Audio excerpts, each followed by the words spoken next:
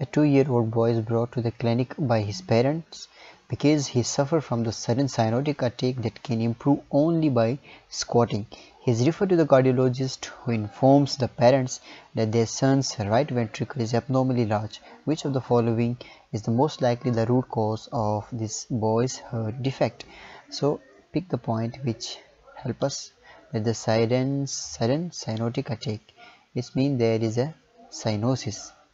And in case if you look the heart defects, congenital heart defects, and there are two types. Number one, there is the cyanotic type of congenital heart defect and non-cyanotic type. So cyanotic type, we have tetralogy of the follette, or there is a transposition of the great vessels. If the aorta is placed into the right ventricle instead of the left ventricle, this is called transposition of the great vessels. And in case of tetralogy of follette, these two only we can say that these are the cyanotic type. Other type, that is interventricular septal defect, interatrial septal defect, or correction of the aorta. Okay, so these are the conditions, congenital abnormalities which leads to non-cyanotic, because these are the conditions in where the shifting of the blood is occur from the left to the right. Okay, we will discuss later. And the second point, that is the condition is improved on squatting. So it is very unique for the tetralogy of follette that the squatting improves the condition of the patient. Why, I will discuss. Okay, and number third, that is the right ventricular abnormally large, that is right ventricular hypertrophy. So if we look the options, okay, from below to up, there is number first, that is the right ventricular septal defect. So what happened in right ventricular septal defect? The blood moves, okay, from left ventricle to the right ventricle, because after birth the pressure in the left ventricle is increased more than the right ventricle. So it is non-cyanotic type, it is not a cyanotic type. So this option, we exclude this one. And number second, that is the pulmonary stenosis. Okay, if there is pulmonary stenosis, okay, the blood going from right ventricle toward the lung, it have to face high pressure, which leads to the right ventricular hypertrophy. But in this case, if there is a presence of interventricular septal defect, there will be from shunting from right to left, but there the option is only about the pulmonary stenosis. So this is, there is no ventricular septal defect, so this one cannot lead to the cyanotic type. And number third, that is the patent ductus arteriosus. Is again the left to right shunting, that from the aorta, okay, the blood come into the pulmonary trunk. So it is again from left to right shunt. Patent ductus arteriosus is okay, so it is not. And overriding aorta is mean that the aorta is not at its normal position, it come down little bit down, okay, like this. Okay, so it is not it doesn't lead any sort of shunting if it is not present in the tetralogy of follette. If in case of tetralogy of follette, the aorta is override to the near the septal defect, then it causes some abnormally some problems. But in this condition, they just ask that overriding of the aorta. So overriding of aorta doesn't lead to any shunting, so this is again wrong.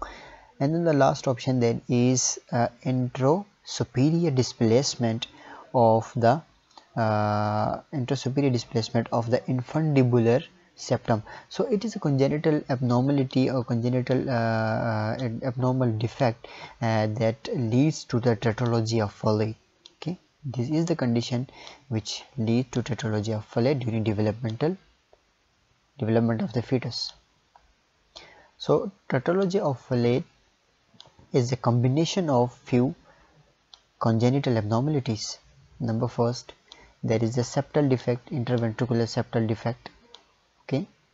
Number second, there will be stenosis of the pulmonary trunk.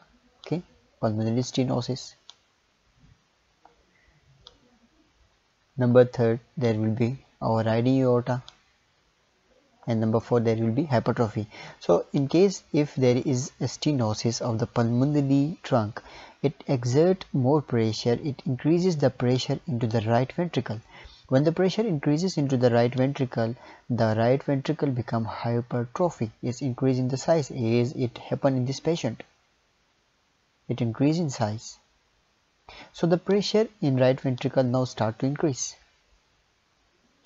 So with the passage of time, and depending upon the severity of the pulmonary stenosis, the shunting shifted from, initially it was from left to right, now it starts from right to left. So what happened? The carbon dioxide, or we can say that the deoxygenated blood now is entering into the oxygenated blood. So there is a mixing of deoxygenated to the oxygenated. So it is a cyanotic type. So we can say that our answer should be the A. But why there is improving in the condition when the patient squat or come into the squat position? Because when the patient come into the squat position like this, okay, sit down like sits like this, okay, with the arms near to the neck, near to the leg.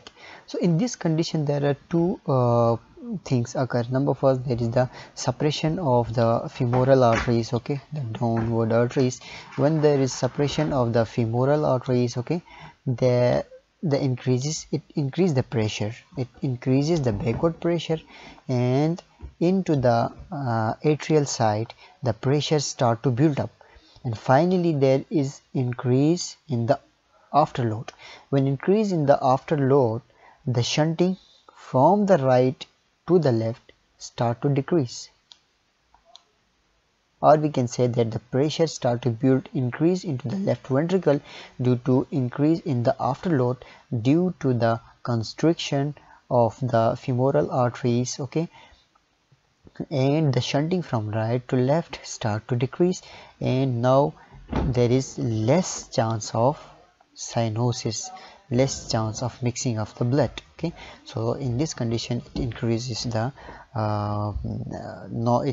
improve the condition. So some books said that in this condition it also increases the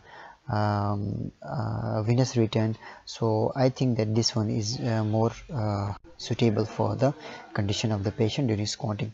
So thank you.